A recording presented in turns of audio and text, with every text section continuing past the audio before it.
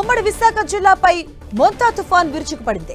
భారీ వర్షాలతో పాటు ఈదురుగాలులు తోడవడంతో భారీగా చెట్లు నేలకొరిగాయి. కొన్ని చోట్ల కొండ చర్యలు విరిగిపడ్డాయి. దీంతో వాటన్నింటినీ తొలగించే ప్రక్రియ ప్రారంభమైంది.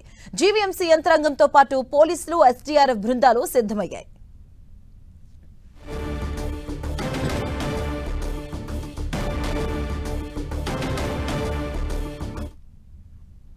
జీవీఎంసీ పరిధిలో కూలిన చెట్లను అధికారులు తొలగిస్తూ ఉన్నారు. పూర్తి సమాచారం మా ప్రతినిధి జార్జ్ అందిస్తారు.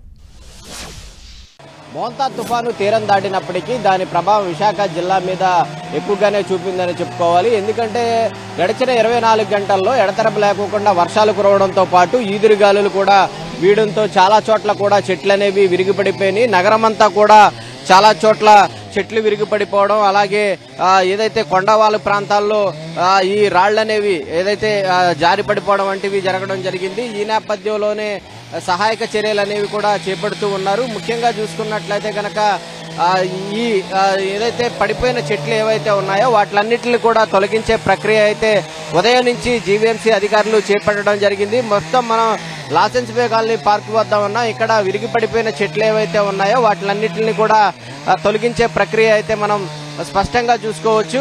ఏదైతే 24వ తేదీన ఇది అల్పపీడనంగా ఏర్పడి ఆ తర్వాత వాయుగుండం తీవ్ర వాయుగుండంగా మారింది. తీవ్ర వాయుగుండంగా మారిన దగ్గర నుంచి కూడా విశాఖ జిల్లా మీద అయితే దీని ప్రభావం అనేది ఎక్కువగా ఉంది.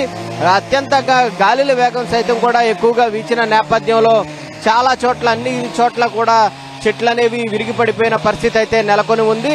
ఈ నేపథ్యంలోనే నిన్నటి నుంచి కూడా ఎక్కడెక్కడైతే చెట్లు పడిపోయాయో ఆ చెట్లన్నింటిని కూడా తొలగిస్తూ ఉన్నారు. కేవలం విశాఖ జిల్లా మాత్రమే కాదు, అటు అనకాపల్లి జిల్లాలో సైతం కూడా హైవే మీద సైతం కూడా చెట్లు నేల కొరిగినాయి. ఈ నేపథ్యంలో అక్కడ ఎన్డీఆర్ఎఫ్, ఎస్డీఆర్ఎఫ్ బృందాల సహాయంతో ఆ చెట్లన్నింటిని కూడా తొలగించి రాకపోకలన్నింటిని కూడా క్లియర్ చేయడం జరిగింది. మరికొన్ని చోట్ల సైతం కూడా ఏజెన్సీ ప్రాంతాల్లో సైతం కూడా కొండరాళ్లు జారిపడిపోవడంతో రాకపోకలకు సైతం కూడా తీవ్ర ఆటంకం అనేది ఏర్పడుతూ ఉన్న పరిస్థితి అయితే నెలకొని ఉంది.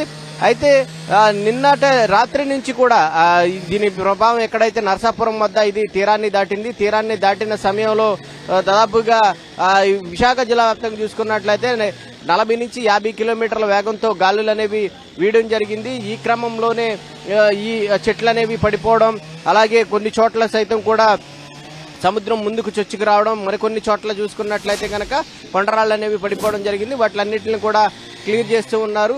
అయితే గడిచిన 24 గంటల్లో చూసుకున్నట్లయితే కనుక అత్యధికంగా వర్షపాతం అనేది ఎక్కువగా విశాఖ జిల్లాలోని ఆనందపురంలోనే నమోదైంది. ఈ నేపథ్యంలో జలాశయాలన్నీ కూడా నిండు కొండలాగా మారినాయి. అటు గంభీరం గాని, మేఘాద్రిగడ్డ గాని, రైవాడ గాని, అలాగే అనకాపల్లి జిల్లాలో ఉన్న శారదా నది గాని ఇవన్నీ కూడా ఉధృతంగా ప్రవహిస్తున్న పరిస్థితి అయితే నెలకొని ఉంది. మరికొన్ని చోట్ల కూడా పంట పొలాలు కూడా నీట మునిగాయి. అయితే వాటిని ఎక్కడైతే నీరు ఎక్కువగా ఉందో, పంట పొలాల్లో ఎక్కడైతే నీరు ఎక్కువగా ఉందో వాటన్నిటిని కూడా త్వరితగతిన బయటకు తీసివేయాలంటూ కూడా వ్యవసాయ అధికారులు ఇప్పటికే ఆదేశాలు జారీ చేయడం జరిగింది. అయితే ఈ తుఫాను ప్రభావంతో ఎఫెక్ట్ అయిన ప్రాంతాలు ఏవైతే ఉన్నాయో ఆ ప్రాంతాల వద్ద కూడా పునరావాస కేంద్రాలు ఏర్పాటు చేశారు. అక్కడ మరికొంతమంది ఎవరైతే పునరావాస కేంద్రానికి సంబంధించి చూసుకున్నట్లయితే కొంతమందిని ఇంటికి కూడా పంపించే ప్రక్రియ అయితే చేస్తూ ఉన్నారు.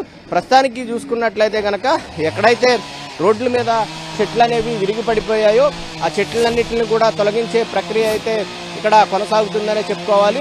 ఎక్కడికక్కడే అంటే దాదాపుగా 90 మంది సభ్యులతో కలిపి ఎన్డీఆర్ఎఫ్, ఎస్డీఆర్ఎఫ్ బృందాలు సిద్ధం చేయడంతో పాటు జీవీఎంసీ బృందాలు సైతం కూడా సిద్ధం చేశారు. రెస్క్యూ ఆపరేషన్లు సైతం కూడా సిద్ధం చేయడం జరిగింది. ఈ నేపథ్యంలో ఎక్కడైతే చెట్లు విరిగిపడిపోయాయో వాటిలన్నింటిని కూడా తొలగించే ప్రక్రియ అయితే ఉదయం నుంచి కొనసాగుతుందని చెప్పుకోవాలి. కెమెరా పర్సన్ నరేష్తో జార్జ్, టీవీ విశాఖ నుంచి.